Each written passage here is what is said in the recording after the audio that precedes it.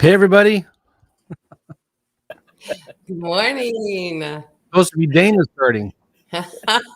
Surprise! You're on camera. Good Well, I morning. can go ahead and kick us off and have you Yeah, guys go ahead, Dana. in just a minute. I know Joe and Gavin are always eager to get started, so they're trying to jumpstart my intro. Um, this I is didn't. I was trying to get you on, but I accidentally got me on first. So sorry. No, I like it. I like it. So we're on day 2. Hopefully, you were able to join us for day 1. We had a really good session. Um, as you recall, the challenge is for Joe and Gavin to tell us if they had to start over, they had to start in a new market, what would they do? And yesterday, they started sharing with us, well, what kind of mindset would you need to do this? And what kind of strategy would you need? And then today, we're going to get into a little bit more of the details of what it would look like to get that market started. So I'm glad you're here. We also gave you a sneak preview in the Facebook group. If you're not a VIP member, we let you see what that VIP Q&A call was like yesterday. So that's part of the VIP experience where you get 3 calls with Joe and Gavin. You get to ask them more detailed questions about what they would do in starting their strategy and how it would apply for your business. So some of the other things you can get with that VIP experience is this is our 3-day challenge. But if you're a VIP, this is going to continue. We're going to have 9 days of more videos with Joe and Gavin as they continue to work in their markets. We even have a little competition now of who's going to be more successful in their markets. So it's pretty exciting. If you're going to take this information, apply it to your business, then you definitely want that VIP experience because that's where you're going to get all the content and those Q&A calls. And then at the end, there's even a 2-day intensive boot camp. So it's a really, really good offer. You get the mind map that has scripts in there as long as and a lot of other great information. So newmarketvip.com is where you can still sign up for that VIP experience. And yesterday we gave away some exciting prizes. We gave away a prize in our morning call, and as well, the VIPs got their own prize. And we gave away the VIP experience, 6 months of the customized Freedom Soft, which was phenomenal.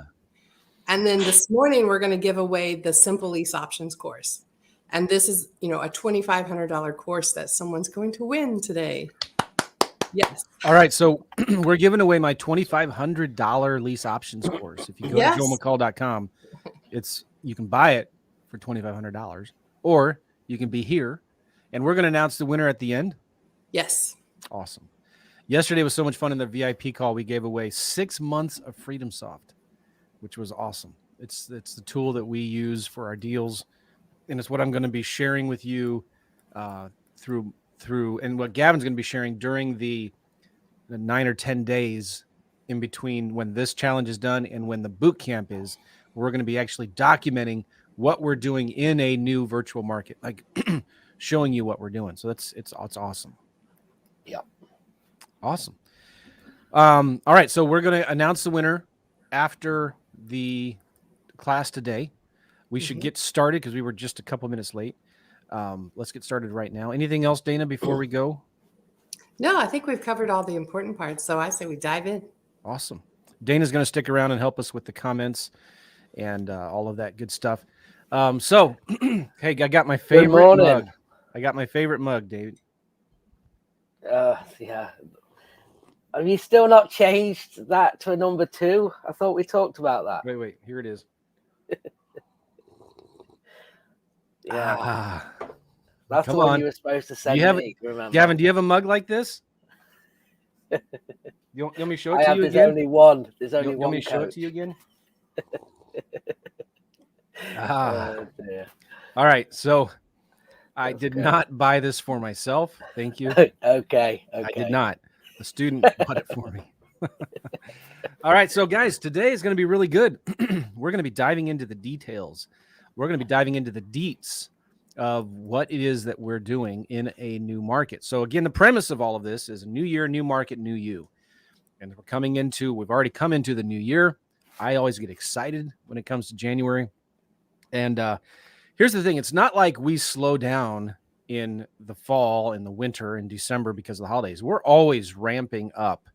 And so, but it's important, like in January, to like really push the metal down or pedal to the metal and don't slow down ever. Right. I was in the gym the other day and 2 of our coaching students are there at the gym also same mornings that I go, Pamela and Terry, and they're killing it. It's like December was their biggest month, one of their biggest months ever, I think, if not their biggest month ever. So, but here we are, January. And if we lost it all burnt to the ground, we had to start all over from scratch in a new market where we didn't know anybody, what would we do? And that's what we're going to be talking about today. Yeah. Also, real quick, I'm sorry, Gavin, I keep interrupting you. See that link right there, newmarketchallenge.com. If you're watching this in YouTube or something like that, or on a podcast, go to newmarketchallenge.com to register for this challenge right now, because there's a Facebook group where all of the activity is being held in that Facebook group. And also that's where we give away our prizes and we put the links to stuff and where we're making the announcements. All of that is in the newmarketchallenge.com. Go there and you'll get redirected to the Facebook group. All right. Cool. Were you going to say something? I don't know. I've lost it. How about this? But anyway, go on. Nick, consistency is key. Totally true, right? Because like we're teaching you the details step by step. But what does it matter if you got it in here, but you're not doing it? And you're not doing it consistently. That's where the success is. The students that we coach that have the most success, and guys, we have students that are doing more deals than we are, but the students that are having the most success are consistent. They're consistently making offers, talking to sellers, doing the stuff, which is what we want you to do. Cool. Yeah, absolutely. I just want to say as well, a couple of people in VIP yesterday said this is amazing information and they're worried about getting overwhelmed. So it is a lot of information, guys. We have a short amount of time, but that's exactly why we have gone into going to be doing 9 different videos, breaking it all down to going into a new market. And then that's going to lead into that event. So it might feel overwhelming on these calls, okay, but it's going to be broken down, like I just said. So you can actually see exactly step by step what we would be doing and the thought processes that we have. Yeah. So just bear with us. You know, we can't just come on here and give you one thing and everyone go, is that it? So it's kind of we can't win other than put more sessions on like we've done, break it down into small videos. So then hopefully you can follow along. So make sure you join us. So important. Even my mom's here today. Everybody say hi to my mom. My mom's participating in this thing and I'm going to be helping her do some land deals over the next few months.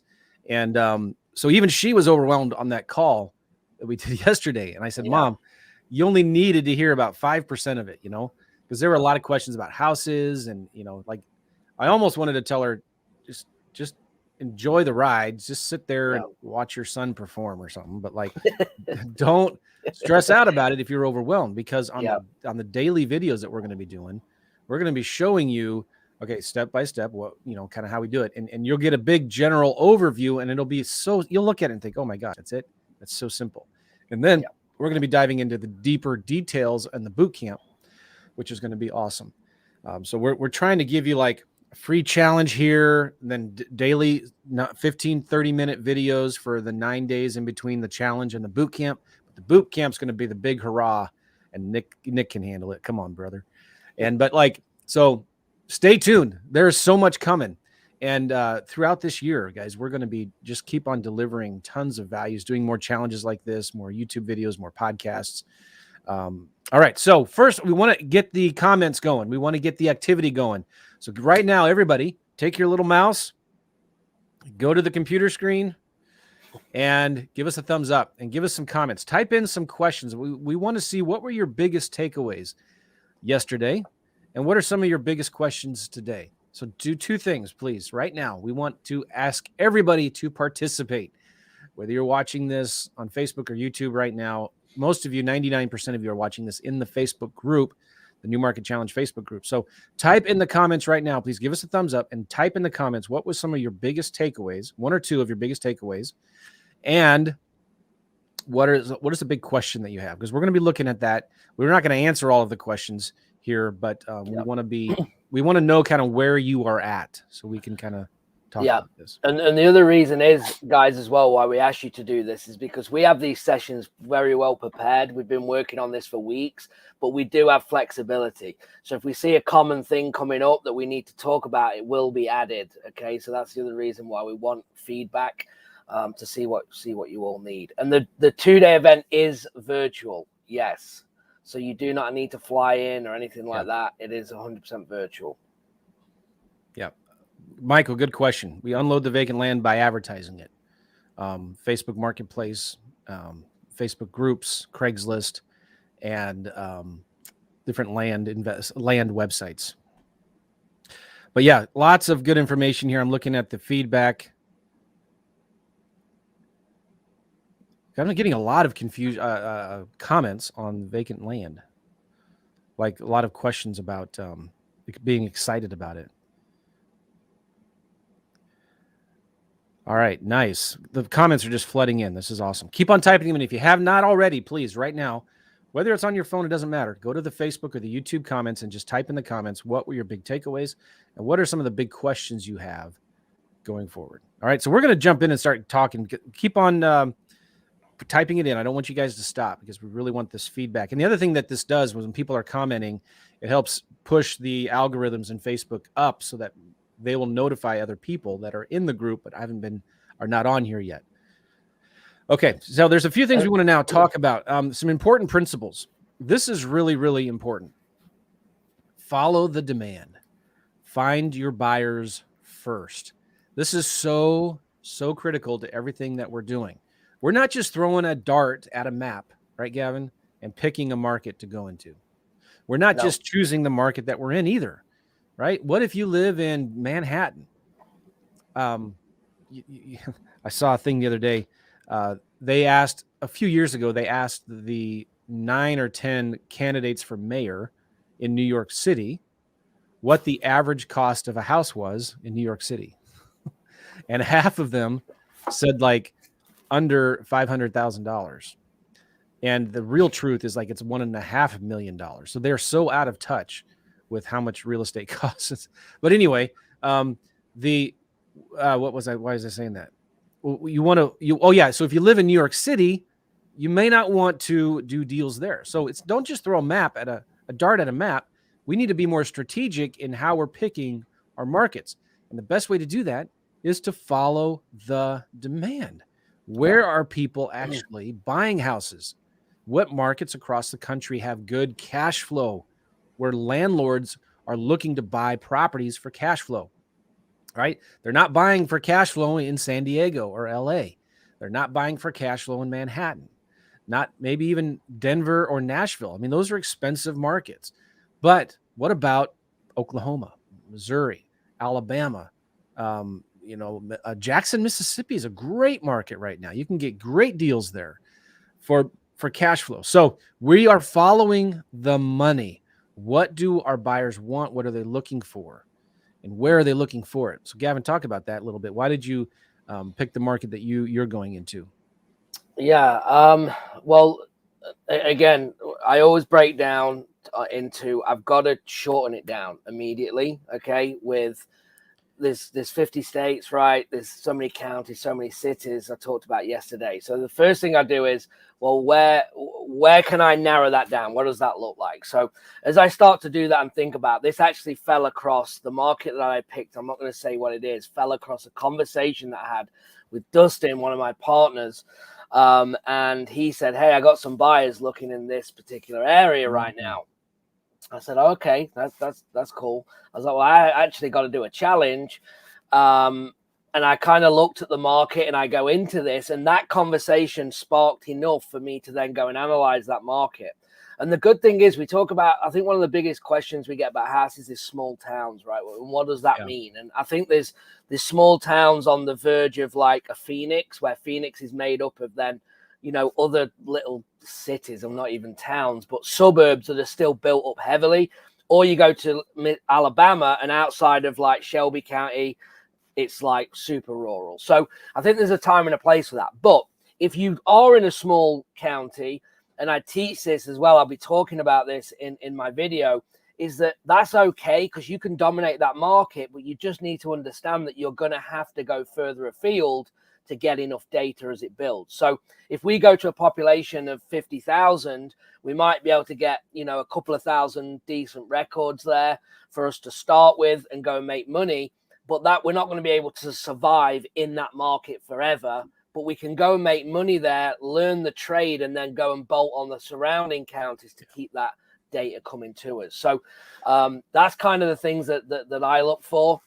But to pick that market, it's little conversations and networking, or again, where did you grow up? Where did you live? What do you know? And then look at that market. And if I grew up in Manhattan and, well, Joe, look at your scenario, right? San Diego versus Missouri, where you live now. Like if we were going to start wholesaling or even lease options or creative finance, we'd be going to St. Louis. I mean, it's not even like a question, right? So if you as a client, you know St. Louis like inside out, it just makes sense to do it, right? Well, here's the important thing too. It's not any harder to do deals virtual in the virtual markets.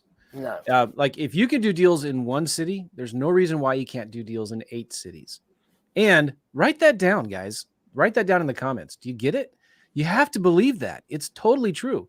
If you can do deals in 1 city, there's no reason why you can't do deals in 8. And if you can do 1 deal a month, there's no reason why you can't do 8 deals a month.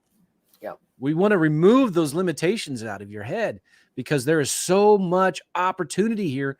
None of us has an excuse for why we're not doing deals. So we were looking for markets where the demand is. Or if you've already picked a market, where in that market is the demand? And this is why it's so important. It's always easier to sell people what they want rather than what you have. What do I mean by that? So like, let's say I talk about this analogy a lot. You made a bowl of spaghetti and you're walking through the streets of New York, you know, and you're trying to sell your bowl of spaghetti to hungry people. They're going to be like, who are you? You're nuts, right? Like you're just selling me. But what if instead you went around and you started, you know, you put your DoorDash vest on and you said, hey, I'm going to go buy some food for somebody. Are you hungry? What would you like to eat? And then you go buy it for them. You think you'd have an easier time selling that? Yes, you would. So the whole point is it's always easier to sell what people want rather than what you have. So if you first go out and just try to find a deal, you don't know if you have any people that are wanting that deal even, or even what they want or what they're paying for. So you need to follow the demand. And this is another thing you should think about. It's easier to find a house for a buyer than a buyer for a house. That's what I'm trying to say. It's easier to find a house for a buyer than a buyer for a house. And the same with land. So when we go into picking a market for vacant land, for example, we're looking to see, well, which counties has the most activity. And it's easy to find with houses and vacant land. It's all on the internet. So one of the things I want to show you here is if you Google right now, best cash flow rental markets, okay? Best cash flow rental markets. Why don't I share my screen and show you what comes up here? Because this will make a lot of sense. And is this it here? Sorry, hold on a second here. Where'd it go? Window. No. Dang it. Where'd it go? Oh, this is it. I got it. Sorry. All right. So there we go. I just did a search for best cash flow rental markets. Okay. And here is one of the links that I'd found earlier. Roofstock. All right. What are the best real estate markets for cash flow? This is something you guys should do sometime later today if you're looking for good markets.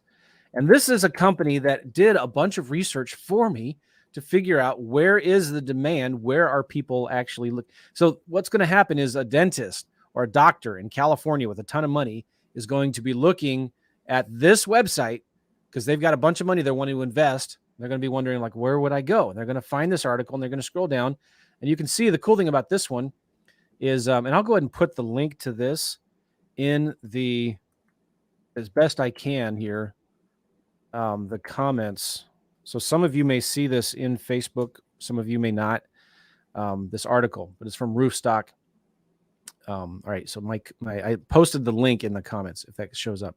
So here are from realtor.com or Motley Fool that the 10 top housing markets for 2022, and they considered such factors as geographic hotspots that are home to healthy local economies, low unemployment, places with growing tech scenes, people can work from home, demand from housing for both young and retirees. Now, they're not necessarily looking at cash flow here because Salt Lake City, expensive, Boise, expensive, but these are areas with rising high demand, right? Yeah. Spokane, Indianapolis, Columbus, those are two great markets for cash flow. And you'll see this. There's more lists as we go down here. All right. Now, Fortune magazine, they're predicting that this is where home prices are expected to keep going up. So this is for investing in appreciation. Portland, Salt Lake City, Worcester, Boise. Roofstock. This is a little different.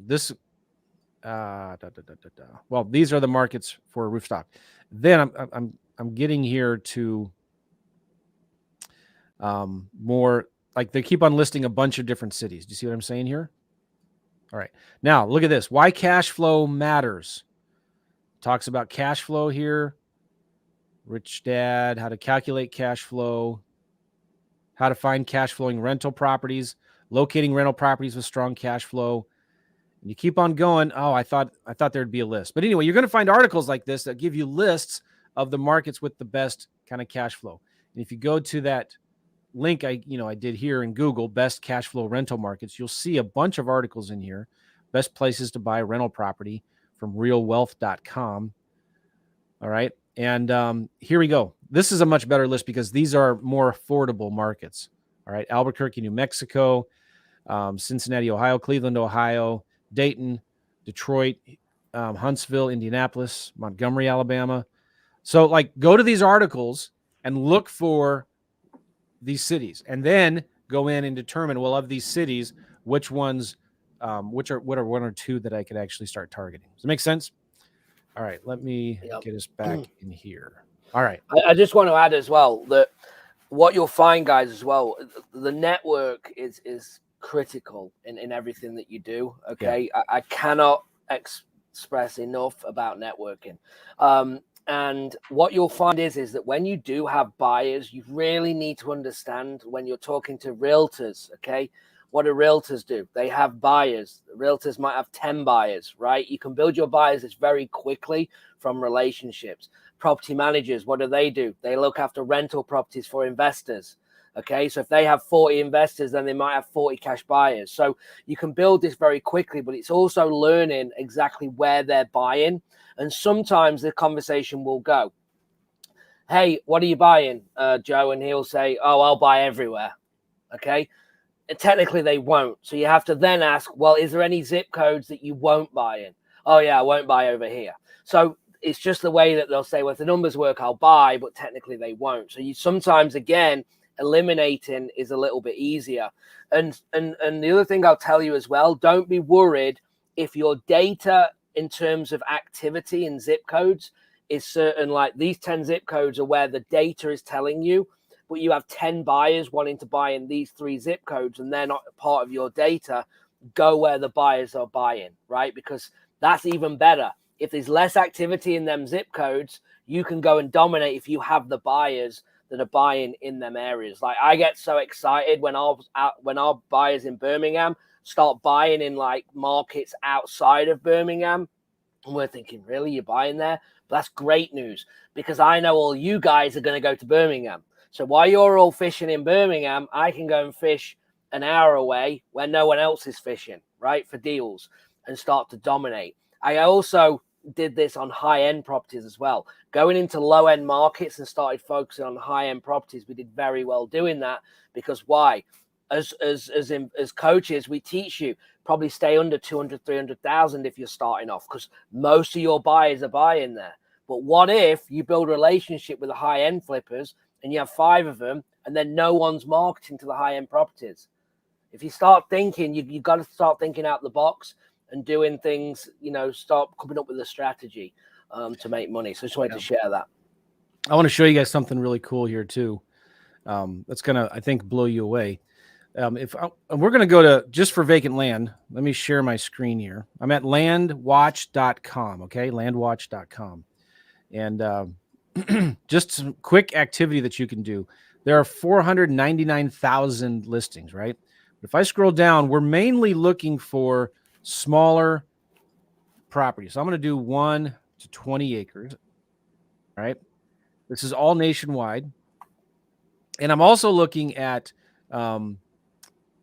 cheaper properties. I'm looking for cheap rural properties. So I'm going to go maximum price $100,000, just as an example. You sometimes go higher than that, right? Because when we're buying vacant land, we're buying vacant lots for like $1,000 or $2,000 or $3,000. All right, we're buying them really, really cheap. And now look at this. There's 68,000 listings. And look at the states: Georgia, North Carolina, Texas, Tennessee. There we go. Those are some of the states I would start looking at. Now, don't everybody just go into Georgia. All right. But look at North Carolina is a great market. Texas is a great market. Tennessee is a great market. Florida. All right. Now, one other thing I'm going to do is I'm going to scroll down and I'm going to check solds. Actives are important and solds are important. Okay. I'm going to scroll down and I'm going to uncheck under contract. I'm going to uncheck available. So there are about 58,000 sold lots under $100,000, 1 to 20 acres in the United States. But look at this. Texas and California are the top two. But those are also two of the largest states, right? So you kind of take that with a grain of salt. But here we go. Florida, Colorado, Tennessee, Missouri. Missouri? What? Arizona, Oklahoma. So like that's just a real quick and dirty way how you can find out nationwide what states are having the most activity. And these are properties that people are buying, again, for recreational use. This is landwatch.com. So just play around with these things. You know, when we go to for houses, and we're going to show you this in more detail later in the 9-day ListSource is a great, simple way. I don't have time to do it right now, but ListSource is a great way to go to see what is where are the investor buying houses activity at. All right. So think about that. Good stuff there, I think. Yep. All right. So find the buyers. Here's some more things that's super important to understand. These are the rules of real estate. Okay. Number one, this is easy. Stop complicating it. Stop overthinking it. This stuff is easy. I know it's easy to get paralyzed in over-analysis. And I even worry about showing you that thing that I just did, because some of you are going to go out and spend hours playing with LandWatch, right? And you're going to overanalyze and get paralyzed in analysis paralysis. But this is business is super easy. Stop overcomplicating it and put the car in drive. I did this. That shows you my age. Put the car in drive, like a thing, you know, or maybe it's all right. Put the car in drive. But you can't drive a parked car. All right. Get it in drive or at least neutral and start coasting. Start moving forward and just focus on one step at a time. Stop asking about all the what ifs. Well, no, what if there's a moose that crosses the road 2 miles down the street? What am I going to do? All right. Just put it in drive. Start moving forward one step at a time. Stop asking what if and start asking what next. Because this is our problem. And I'm saying this because I can relate. And this was me. I complicate it too much because I ask too many questions and I get too scared. Does that make sense? You want to add to that, Gavin? Yeah, I just think like overwhelm's a choice, right? We talked about it yesterday. Like you gave your example of your mum being on the call and there's so many different questions from houses to land and this and that and scenarios.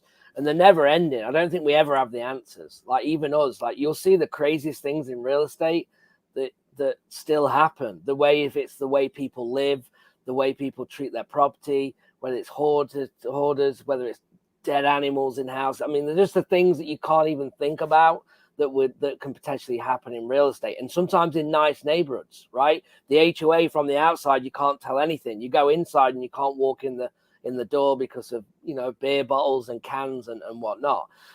So you're never going to be perfect. And you've got to do one thing at a time, one step at a time, and focus on that. Like when I do this and these 9 days, I'm going to be making decisions and I'm going to be sticking with them, and I'm going to be moving forward. Okay. Yeah. And when you see the way that I break it down, and I'm doing it in videos of over 9 days, but I could probably get it going within 48 hours. Right. But I like to break it down, and I'm just making a decision, because if you don't make a decision, you're not going to get anywhere. Right. Yeah. And you're not going to know. I don't know if it was the best market to pick. We will find out. Right. And I don't know if this market's better than that. Like, people say, well, where would you go? And again, I go, well, where wouldn't I go? Why don't I tell you where I wouldn't go? Right? Because there's so much opportunity out there, and there's people doing deals in every market in the United States. There's not one market where someone's not doing deals. I know people in Tampa, a hard market, that are doing 10 plus deals a month in Tampa. So, well, it can be done, right? So you've just got to apply yourself. And I think that's what you need to do, is one step at a time and just take action. Like we said yesterday, take your notes yesterday and then simplify it into simple bullet points that you can look over and take action. Don't wait 3 days and then go, you've got to cipher all this information. You need to start, put it down and then get on to the next day and do the same again. All right. So we're going to give you 4 more rules for this stuff. This is all important. I mean, you may be saying, well, get into the details, but like, the details doesn't matter if you don't understand this. All right. Number 1, there's 5 rules here, but number 1, this is easy. Stop complicating it. Just believe, tell yourself right now, type it in the comments. This is easy. All right. You got to believe that it is. And I know it's easy for us to say that because we've been on the other side. We've done tons of deals. Come on. This is easy. The next rule is this. Write this down. Type it in the comments. Write it down on a piece of paper. This will help you remember this stuff. You've got to write this down. Number 1. Always be marketing. Always be marketing. Never, ever stop. Never stop. Always be marketing. Because this is a marketing business. We're not in the land business, not in the real estate investing business, not in the house wholesaling business. We are in the marketing business. Okay? So you always need to be marketing. Every single day, you need to be marketing. You need to be doing something, sending letters, text messages, phone calls. You need to be outbound marketing. You can't rely on people bringing deals to you. You need to be aggressively going out and finding the deals. And this is about consistency. It's about momentum. So you need a marketing plan, but you always be marketing. Okay. And this is what I learned. I have to get somebody to get it done. I have to have somebody do my marketing for me in spite of me. Because if I try to do it myself, I get too busy. I get discouraged. I have good days, bad days. I'm like, I don't want to do marketing today. Forget that. You need to get a virtual assistant or one of your kids or your grandma to do your marketing for you. So if you had a simple marketing plan, and we'll cover this in a lot of detail in the boot camp, but like you need to have at least 2 or 3 things that you're doing every day or every week. Maybe it's make 20 outbound calls, dials, call 5 realtors a day.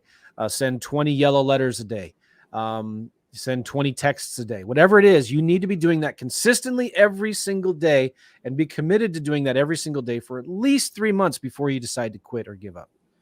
All right. Always, always, always be marketing. The next thing is talk to 5 sellers a day. Write that down. Talk to 5 sellers a day. And that could be a realtor, property manager, homeowner. But if you just talk to 5 people a day, guys, you cannot but do deals. If you're not on the phone, you're not making money. So I don't care if it's 9 p.m., okay? If it's 10 p.m. at night, well, guess what? It's 7 p.m. Like if you're in New York, it's 7 p.m. in California. Just get on the phone and start calling people that have properties listed for rent. And just ask them, hey, I'm looking for a deal. Do you have any? That's it. What are you going to say, Gavin? I was going to say, when I was in England, when I was working in Phoenix and I'd visit England, there's times when I had to get up at 2, 3 o'clock in the morning to talk to a seller because obviously they finish work and there's a 7 to 8 hour, depending on what time of year, difference, right? So I'd have to get on the phone, get up, set an alarm in the middle of the night to get up to talk to this seller. And do I want to be setting my alarm and talking to the seller at 3 in the morning? No, of course not. But if it's the only chance for me to speak to them while I'm traveling, then you've got to do what you've got to do. And I want to say something else as well that you should write down. The marketing that you focus on is the marketing that works. Okay. So there is no such thing as cold calling doesn't work and texting doesn't work and direct mail doesn't work and this doesn't work. It's whatever you're focusing on. So if someone says it doesn't work, you need to ask, well, tell me more about it. What do you mean? How much are you doing of it, right? My number one thing is cold calling still, right? I have coaching clients. Their number one is texting, but they do more texting than cold calling. I do more cold calling than texting. So it's going to outperform it. I can only really put it up against each other if I do exactly the same in each marketing channel and then over a period of time track it, right? That's the only way that I know. So remember, what you focus on is what's going to work. So you got to make a decision, whether it's one-off letters on direct mail, doing land, whether it's cold calling, hiring a VA, or texting yourself, whatever. Make a decision and stick with it because that's what's going to work. Yeah. And again, if you're doing these things, I can guarantee your success. And I don't say that very often, and I don't take that lightly. But that's the thing. If you believe that you can do it, if you're marketing every day, if you're talking to sellers every day, then you can do deals. All right. The next rule, write this down. Write this down. You ready? What's the number one rule in real estate? Make offers, make offers, make offers. It's not location, location, location. The number one rule in real estate is make offers. So you should be making offers to every single seller you talk to. Make an offer to every seller you talk to. It doesn't matter if they say, no, I don't want to sell it. Okay. Send them an offer anyway. You just talked to them. They just responded to your text or your email or your letter. They called you for some reason. Maybe you're miles apart. Okay. But make offers anyway. This is your speed to income is directly proportional to the number of offers that you make. Your speed to income is directly proportional to the number of offers that you make. If we're talking to somebody who's struggling, the first thing we ask them is, how many offers have you made in the last week? And 9 times out of 9, they're not making enough offers. That's why they're struggling. All right. You've got to do that. It's simple. So in this order though, remember, you got to be marketing, always marketing. You're always talking to sellers and you're making an offer to every seller you talk to. Yep. All right. And then Now, you're following up. Yeah, that's the final step here. The final step, you follow up with sellers every 30 days. So when we're talking follow-up, we're talking about text, email, phone calls, letters, whatever it is, smoke signals, carrier pigeons. Like you got to be following up with all of your sellers. So write that down. The final step, the most important successful rule to be successful in real estate is follow up. You know, Gavin, talk about that time we looked at in the last 12 months, how many deals that we did, and it was like 58. And how many of those deals came from follow-up? 54 came from follow-up. And that's the difference between us doing 4 deals in a year and 58 deals, right? I mean, that's huge. Yeah. And a lot of you don't do follow-up, and that's why you're doing 4 a year, but you could be doing 58 or more or whatever, or close to that number. You know, by doing that. And I can't stress it enough. And you've got to look at the situation today. And sometimes you have to look at, like, think of your life, something that happens. You make a decision today, but if something happens tomorrow, it might be a different decision. And it's no different to the seller, right? If I talk to Joe and he's like, nah, I just think I'm just going to wait. I'm going to keep the property. And then tomorrow he loses his job. This happens, that happens, family member gets sick, he gets a job opportunity to move to another state. Like everything can change just on that time frame. And that's what you've got to be thinking. You've got to be sitting in that pocket, following up with the sellers and waiting for things to change. Yeah. So who can repeat the rules? I saw somebody that typed it in. Who are those rules that I just talked about? Guys, if you get anything out of this challenge that we're giving you, I hope it's this. There he is. Stop complicating it. This is easy. Number 1. Number 2, always be marketing.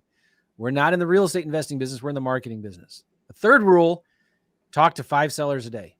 Okay. Just whatever you can do. Like if you can talk to 5, because you think about it, that's 5 sellers a day. Let's say 5 days a week. That's 25 sellers a week. That's 100 sellers in 1 month.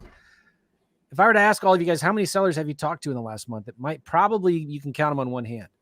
But when we're talking about talking, all we're doing is talking about, listen, I don't like being on the phone. I don't like sales. I'm not a good sales guy. But all you're doing is talking to people and say, hey, my name is Joe. I'm an investor. I'm new in the business. And I'm looking for deals in the Des Moines area. I was just wondering if you could tell me a little bit about this house. Is it still available?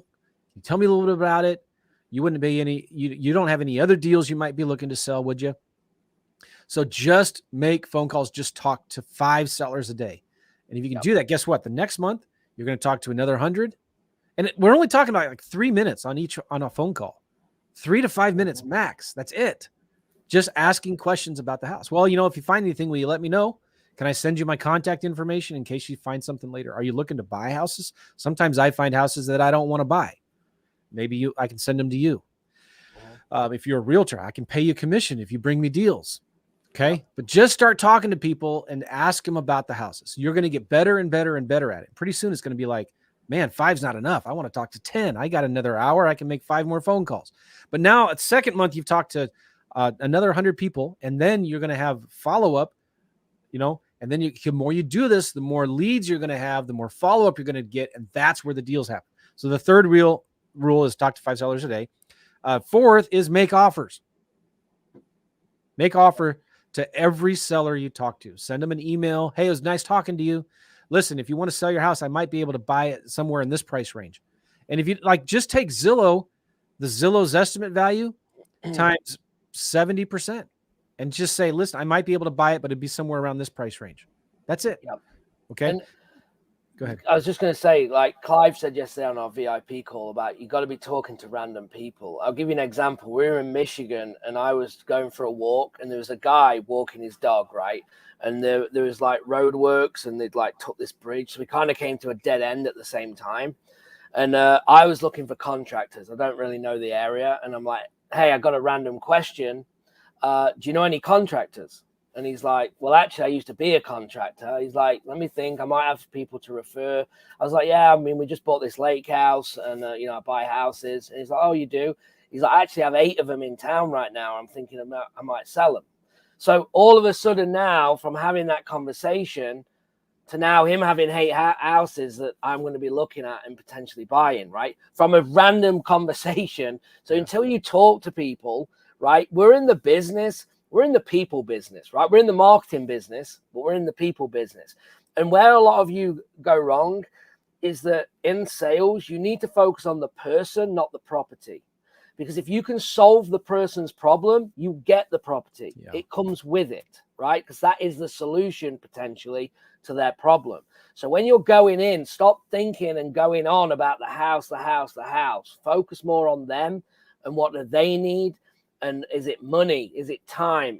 What is it? What do they need that you can help with? Yeah. And then the property comes second. If you do that, you're going to do more deals. A lot of you just got gunning in on the property, and it's not about that. So the final rule is follow up.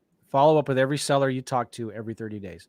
And it could be a postcard, it could be a letter, it could be a text, a phone call, a slide broadcast, a slide dial. That's where you can leave a message on their voicemail without ringing their phone. So it's just simple. Hey, Jim, this is Joe. You probably don't remember me. Talked to you a little while ago about your house at 123 Main Street. Just following up to see how it's going. Have you sold it yet? Let me know. Thanks. That's it. Yep. Follow up. Now, it's easier to do the follow up when you've already sent them an offer, because then you can say, hey, Jim, probably don't remember me. I'm just following up with that offer I sent you a month ago, 2 months ago. Just wondering how it's going, following up. Have you sold the house yet? Or do you have any other houses that you might want to sell? I'm still looking for deals. So follow up is so critical. And you can get eventually a virtual assistant to do this for you by sending an email, sending a text, a voicemail, or whatever. Super important. All right. I appreciate your feedback too and your interaction, guys, in the Facebook group. What we're going to do now is Gavin's going to talk about you got 10 steps here on doing a house deal. And I'm going to talk about my 10 steps in doing a land deal. So you guys want to get your pen and paper. You want to write this down. Yeah. And maybe I can share, should I share my screen so that people can see what they get if you're a VIP member, you get this mind map. Okay. Yeah. And I'm just going to say, kind of the process here of what we would do to move it is not my process for the 9 days, by the way. So right. I just wanted to explain that. Yes. What we're covering here are the steps. I'll zoom in for doing a deal. All right. Yeah. Let me zoom in even more. So this is Gavin's list right here. Okay. Yeah. So obviously, fine. I'm echoing a little bit. I don't know why. I'll turn my volume down. Sorry Down. about that. Okay. No, you're good. Yeah. So what I would do, guys, is always talk to the buyers first. Now, under the buyers comes, realtors, property managers, wholesalers. Okay, because wholesalers have buyers, realtors do, property managers do, and then obviously cash buyers. Find out what they want to buy, where they're buying, how many they're buying. Okay, get all this feedback, what zip codes they're not buying in. Once I have this information, and then I will strengthen them buyers to go, okay, is this a buyer that will buy twice a year, or is this a buyer that wants to buy 5, 10 a month, right? And there's going to be a place and a time when you need both. The guy that's buying less is probably going to pay you more. The guy that's buying more is going to be quicker, efficient, and he's going to be kind of like your VIP buyer, the one that you kind of always go with because it's just easy, right? And we all need them sometimes. So once I have that information, I'm then going to go and pull a list, okay? I'm going to go and pull probably an absentee list. That's kind of a foundation list that I like, making sure that I have equity, probably 10 plus years of ownership. So I'm going to pull this list. I'm then going to go into skip tracing it, getting the phone numbers back, and then we're going to start to market. Now, when we market, obviously, I'm going to probably lead in with cold calling. You can do it yourself or get a VA to do it, okay? Preferably a VA and you, okay, if you can, if the budget will allow, okay? So I would go and hire a VA at $5 an hour to be doing maybe 4 hours a day, plus you cold calling as well if you need more leads. And then you can also throw some text messaging in there as well, okay? Once them leads coming in, you're then going to start what I call the process. So as Joe said earlier, number one is marketing. We have the leads now coming in. Number two is talking to the sellers. Why are we talking to the sellers? Okay, because that's how we're going to gather the information that we need. Okay, so talking to the sellers, we're going to gather information that's going to allow us then to go on to the next step, which is making offers. Once we have the information from the sellers, it now allows us to know if you are an investor that has multiple tools, meaning you can do creative deals, you can do cash, then now you can look at this situation and say, right, what offer is going to best suit this seller? And that is the offer that you're going to make. Okay. Now you can make that one offer. Sometimes you can pair it up. One of my favorite strategies in making an offer, and sometimes over the phone, if I want to do a creative deal, I will always add the cash on it. And the reason being is it makes my creative deal look so much better. Okay. Then they will turn that offer down. They will say, maybe, let me think about it, whatever. Right. And then we put them on follow up. Now, follow up could be anything from the same day, the next day, 7 days, 30 days, and out. If you are starting off, you need to make an offer you need to follow up every 30 days. Just make that decision. Again, we're in the business to make decisions, and I've just made it for you. Just call them every 30 days until you have too many leads, and then you can make that judgment call if it should be 3 months, should it be a week or tomorrow. Any hot to warm lead. What is a hot to warm lead? Where they're motivated. They have a problem. You can sense something, a decision to be made. They need to be on a whiteboard, on a piece of paper, in front of your computer. You need to be sleeping, dreaming about them. Do not rely on the CRM for hot and warm leads, okay? You need to have them in front of you. And the idea is that you're going to take a prospect, you're going to get them under contract, and you're going to move them from column to column, okay? So you have the seller, pending contract, under contract, and in close. And your job is go left to right and get them through them channels to get your first, deal. So once we have it under contract, you're then going to move into the cash buyers. Okay. Now you're going to call everyone that you already talked to. And it's very simple. Hey, Jim, Pam, Bob, whoever, all of them. I've got this property in this area under contract. Are you interested in still buying? And then you start to make that connection. And you go there first. Also, you can go to your wholesalers. If you've already depend on your setup, you kick this over to the wholesaler and let them roll with it if they're going to be a partner, and let them do that disposition as well, depending on how you're setting up. Now, I like partnering, and let me just say this: I like partnering because, again, escrow and the title company and all the questions, right? I have saved out thousands and thousands of hours, all right, by allowing someone to dispo my deals. Because guess what? They're not calling me to say title this and that, and can you get this from the seller, and can you get that, and can you chase this down, and you got to do all these things. So again, it just depends on how you want to build this business, but that's again what I would do. But if not, you just have to do them things, okay? And that is how I would do a real estate deal. You're muted. Let me add to this too. If you don't have a local wholesaler that has these kinds of relationships, there are national title companies or closing companies that can close your deals. They can help you with that stuff. But like, I totally agree. I love partnering with local investors that are already doing deals because they already have the team. They already have the buyers. They already have the money. They know the title companies that will allow you to do double closings or assignments. They have the hard money lenders that will lend money on a particular deal. They can worry about the details of showing the property, of making sure, coordinating the lockbox, taking pictures if there's problems. And there always are problems. There's always going to be something that comes up in a deal. There's no two deals that are ever the same, but there's always going to be something come up. But with a seasoned wholesaler that's been there, done that, done a lot of deals, guess what? They can help you with that. And so there's a lot of questions around that, like how do you find a good one? How do you know if they don't go behind your back? But when we partner with local wholesalers, everything is open book. We see the contracts with the seller, the contracts with the buyers. We see the title statements. We are involved in every step of the process. Okay. So it's completely open book. And if you don't have, again, like I said, if you don't have a local wholesaler, we have tools and resources that we recommend to students for national friendly title companies and closing agents, closing coordinators that can help you with all of your deals nationwide. And we're going to be using them, especially me, in my vacant land deals. We'll talk more about that. I just want to say as well, like, again, I think it's just, you can't overthink this bit. You just literally Google attorneys or title companies and you call them and you say, hey, I'm a wholesaler. Do you do assignment contracts? Do you do double closes? And if like, I don't know what you're talking about, then it's a no, right? Or yeah, we do them all the time. Great. We have someone, let's go, let's open it up and decision made. Don't overthink this bit either. Yeah. I have a student in Atlanta, Adrian, who just went to Google and did a search for real estate attorney and called every single real estate attorney that showed up down the list and just asked them a question. I want to do a lease option. Can you help me? Okay.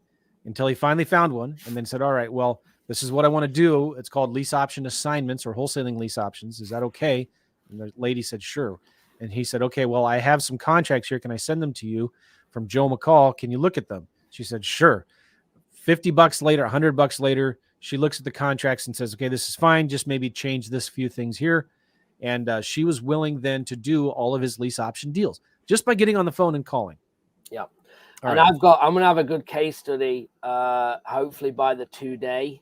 I just went under contract for a house in Savannah that we're buying.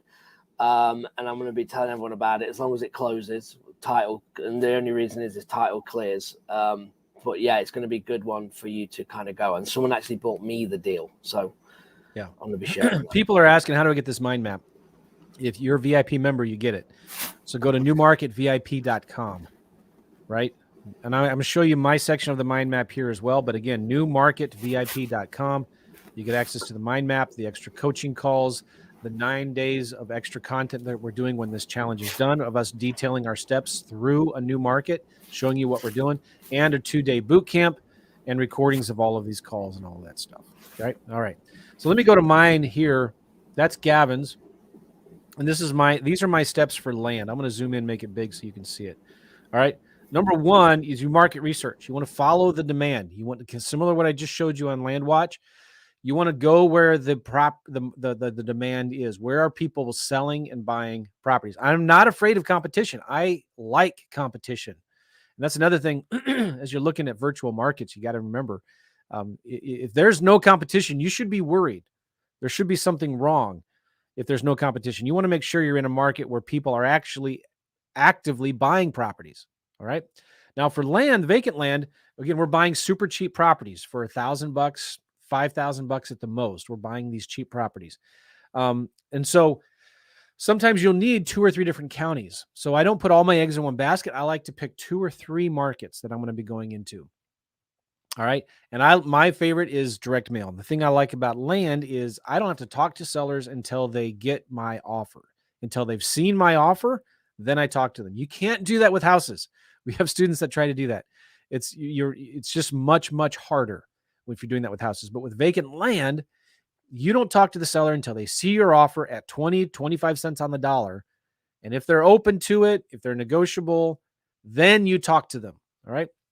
The next thing is you pull a list, and I'm going to be showing you how to do this in the daily content. I don't have the time right now, but you pull a list, and it's really, really critical that you get a good list, because if you don't, you're going to be wasting a ton of money on direct mail. That's going to go to the wrong sellers. That you want to send direct mail to the sellers that are most likely to want to sell their property, right? So it's like they've owned the property for at least 10 years. They live outside the county that the property is in, and it fits your criteria of maybe 1 to 20 acres. It's worth less than $150,000. So we're looking for cheap, rural, vacant, recreational land, right? And it's as simple as that. Now, there's some really important tools that I'll show you later that we use to pull that list. You want to make sure you're scrubbing and removing people that you don't want to mail to. All right, now you price the properties, and you're like, what? So you got to figure out, okay, in this county and in properties around these cities, what is the average selling price per acre? Okay. What's the average selling price per acre? And again, I'm going to show you later. There's tools that can do this for you. It's super simple, but you want to make offers at 25% of that. Now, once I get this data, I got this big spreadsheet. I'm going to start sending out letters or postcards, and they're neutral letters. What I mean by that is like, it's just, hey, I see Jim, and they're personalized. Hey, Jim, I think you own this 4.6 acre lot in Jackson County, North Carolina. If you'd like to sell it, I'd like to buy it. Please give me a call at this 24-hour pre-recorded voicemail hotline. I call it a 24-hour recorded voicemail hotline, because then they know nobody's going to answer the phone. And then I tell them there's a reference number on the postcard or the letter. And so when they call, the voicemail says, hey, thanks for calling Dream Big Land. If you got one of my postcards, please leave your name and number, and then the reference number that is on your postcard, and we will send you an offer. All right. All I'm doing is just telling them to leave a voicemail. So when you say 24-hour recorded voicemail on the postcard, you'll get double or triple the number of calls. That's why I do that. Then when they leave the reference number, I just go to my spreadsheet where all the data is, and I see the reference number. Okay, they're calling about this 4.3 acre lot in Jackson County with these GPS coordinates, with these this parcel ID or APN number. And then I see what the offer is, and I'm going to send them an offer. And I do all of this inside of FreedomSoft. So FreedomSoft handles the incoming voicemails, the creating the contracts, the offers. It's all that. So when they leave a voicemail, it also sends them a text message back automatically. I send them an offer. You understand? So that's it. Like, it's a little different. I'm not talking to them until after they leave a voicemail and I send them an offer. Is that clear? So I'm saying, and by the way, with letters for vacant land, you're doing good if you get half of 1% response rate with houses. Half of 1% response rate. That's 0.005 response rate on letters to houses.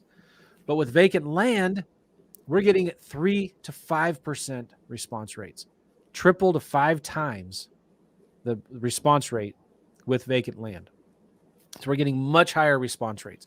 So I only send about 1,000 postcards or 1,000 letters at a time, because I'm going to get 30 to 40 phone calls from that campaign.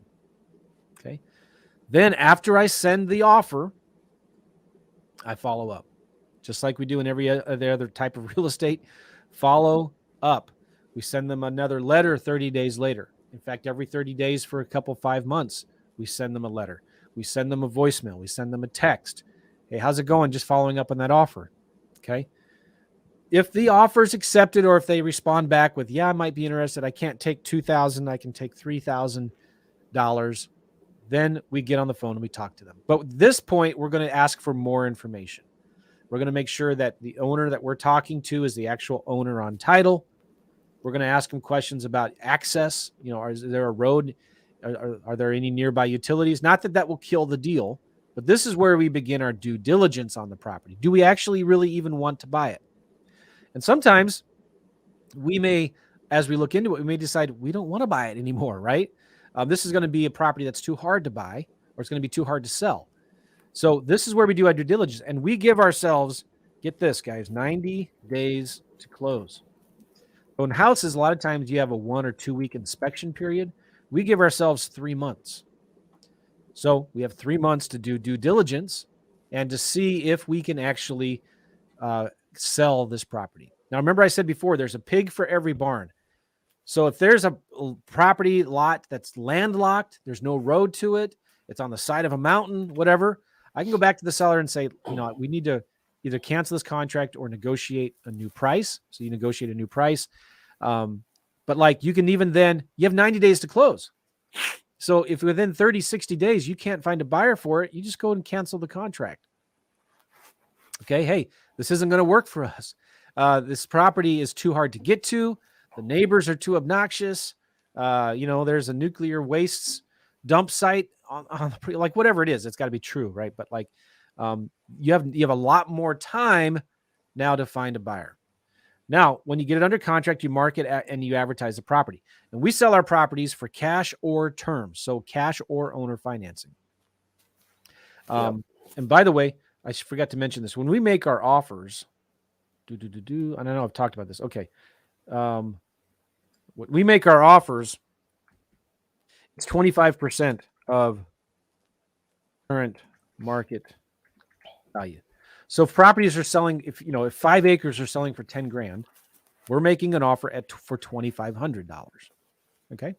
Now, when we sell it when we're marketing, advertising the property, we're selling it. If we're selling it for cash, we're selling it for about $7,500 because we want to be the cheapest property in that county for that price in that acreage.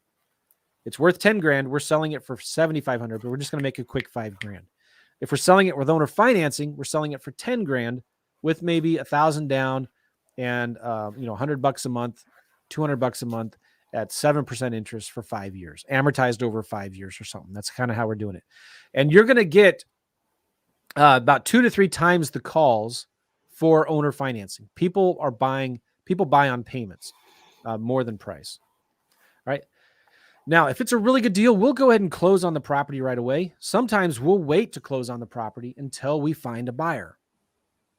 But most of the time we buy these things so dirt cheap, right? When it's like almost impossible to make a mistake. We'll close on the property and it's only a couple $1,000. And some of you, that's a lot of money. I get it. But like this property, you're buying it so cheap. Worst case, you sell it on eBay and break even. Okay. Like you can sell this property so cheap.